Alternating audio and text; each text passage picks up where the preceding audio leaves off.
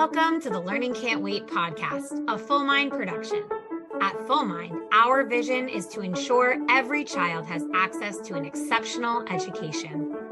Each episode, we will be joined by pathfinders within and around the education space who are bringing about transformational change on behalf of deserving students. I am your host, Haley Spierbauer. Welcome back, everybody, to the final episode of Season 8. It has been an inspiring season with incredible guests, deep conversations, and meaningful learning. I'm so glad you joined me for all of Season 8. If you haven't, you're welcome to go back and listen to some episodes. But I will do a brief summary right now to tell you about the incredible conversations that we had. Suddenly, it feels like the podcast is flying at a breakneck pace. I'm coming on today to wrap up Season 8, which really truly blows my mind because just yesterday I was wrapping up Season 7.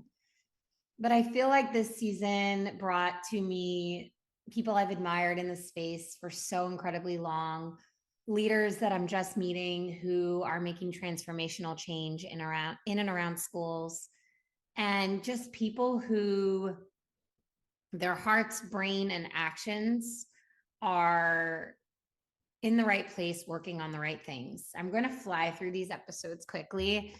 I have to tell you, there's not one that you should miss.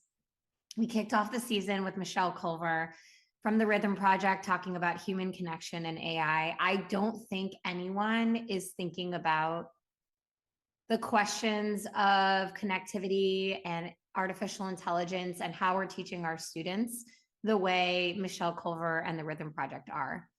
Episode 2 was with someone I've known in this space for a while, Nicola Soares from Kelly Services. We talked about school staffing. It's a topic I know deeply, and yet I learned so much. And I really felt like we were meant to be together on the episode talking about the topic that I, live and breathe every day, but talking about it in different ways. We had Dr. Ihoma Iruka next talking about pre-K. So many educators talk about what happens in secondary or in middle school or in elementary, but Dr. Iruka is thinking about what's happening to our littlest learners in pre-K and what curriculums can be designed to really promote success later in life. Next up, we had Nancy Livingston from NSSI, the National Summer School Initiative. I'm such a fangirl of their work. They are transforming summer programs for schools across the US, including for the largest public school system in the US, which is New York City Public Schools. This is a topic I write about a lot on my podcast, on my newsletter, as well as talk about a lot on the podcast and on my social channels.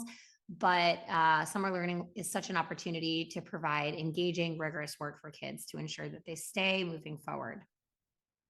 Next, we had Curtis Valentine from Real Men Teach. And, Curtis is a force. He is an incredible speaker, a visionary, and someone for whom I am beyond thrilled I had the opportunity to meet and interview. Jen Womble from FETC and the Edge Network came on next talking about techno-optimism.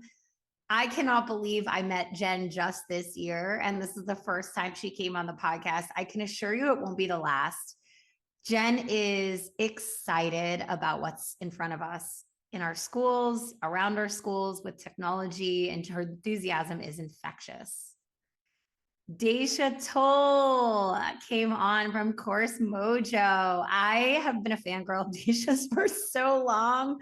I say that unapologetically, but growing up as a baby in the charter movement in New York City, knowing Daisha's work and what she's built and what she continues to think about and how she tackles challenges is inspiring.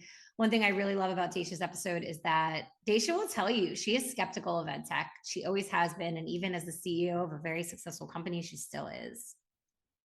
I love that honesty. Diego Arambula came on next from Carnegie Foundation, and he revealed Diego and the Carnegie Foundation's new vision for teaching and learning. This episode really resonated with a lot of you. It's been shared quite a few times and listened to over and over again. which makes me really proud because I was very honored to have time with Diego and hear his story and his passion. And it brought me a lot of joy. Dan Meyer is no stranger to being honest and being outspoken about beliefs and what we should be thinking about, where we're, kind of drawing critique of tools or not enough critique of tools. I was thrilled that he accepted my invitation. He wanted to make sure that it was the right kind of podcast because I wanted him to be able to share openly and honestly, and he did just that. Nick Gross of Find Your Grind came on next. He came from the world of music and brought the career exploration, but really future self readiness conversation to a next level. A lot of people know about Find Your Grind, but it was really wonderful having the chance to meet Nick and interview Nick. Next up, we had my friend who is not old, but is my old friend, Nick Starr. And she came on to talk about her AI bingo card that she's been using to advance herself and get herself AI literate. And that was a really fun episode. And if you haven't seen her bingo card, check her out. And I see Nick Starr on LinkedIn. We had our first superintendent of the season, Tony Hemingway, come on talking about, really thinking about culture in a school district and making something out of yourself from Fairfield One. He has a book upcoming that will be an incredible read. We had a panel with 3 mics, triple mic, as I like to call it, Mike Felton, Mike Gonzalez, and Mike Maroney, all of them school leaders from across the United States. The 3 of them really know each other well, support each other well.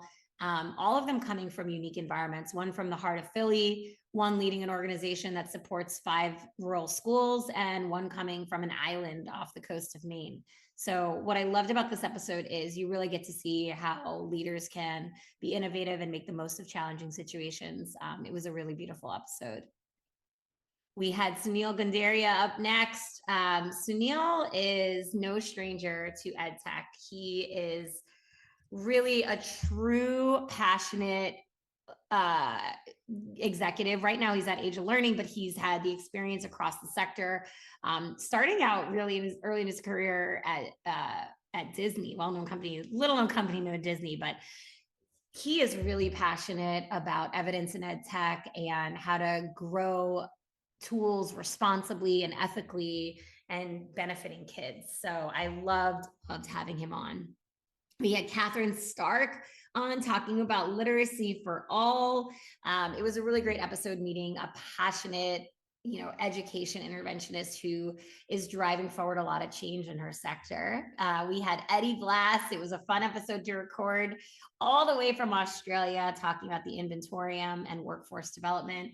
Eddie is unapologetic about what we need to do to reach all of our learners and how school isn't working for many of them. I really share that mindset. And it's cool to see someone like Eddie doing the work to change lives for these kiddos. Next up, we had Adrienne Emerson from Sphero in an episode called Kids Who Code. I know so many kids that love coding and love robotics, but when you think about it so thoughtfully, like Adrienne and her team do, it illuminates just how powerful learning about coding and technology can be in classrooms. We then had Jennifer Schwab from Entity Academy coming to talk about women's workforce development and everything she's built at Entity. Entity is, an organization that's focused on a lot of communities in Texas and upskilling women in the workforce, and has gotten a lot of recognition. And I felt really honored to be able to interview her at a time of rapid growth for that organization. Sheridan Hutong came on talking about screening for dyslexia with an organization called Genesis Reading that she founded. Sheridan is really proud of the work they're doing, and I understand why, supporting adults in incarcerated adults in getting dyslexia screening to help them become readers even later in life. And it was really, really exciting to hear her passion. We had another superintendent panel, Dr. Jared Bloom, Dr. Kusum Sinha, and Matt Gavin. They are just an incredible collaborative 3 superintendents who really powerfully are bringing their communities forward with artificial intelligence. They've been doing this for a long time. They aren't new to the conversation, but they really are leading the way. And they have a little roadshow they like to joke about where they bring these ideas to other communities. And as the final episode of season 8, I'm so grateful that they brought their road show to the Learning Can't Wait podcast.